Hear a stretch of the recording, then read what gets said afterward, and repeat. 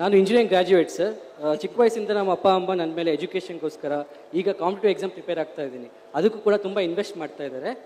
But ನನಗೆ ಏನಾಗ್ತಾ ಇದೆ ಅಂದರೆ because of privatization of PSUs we are losing a job. It is going to lose jobs because ತುಂಬ ಜನ ನಿರುದ್ಯೋಗಿಗಳು ದೇಶ ಸೇವೆ ಮಾಡೋಕ್ಕೋಸ್ಕರ ಸರ್ಕಾರಿ PSUಗಳಲ್ಲಿ ನಾವು ಕೆಲಸ ಮಾಡಿ ದೇಶ ಸೇವೆ ಮಾಡೋಕ್ಕೆ ಬಂದಿರ್ತೀವಿ.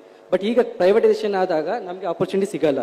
We from social and economically background weaker sections, how can we get into your PSUs and represent our communities so that all in one go will improve ourselves? I don't agree with the rampant privatization of government assets.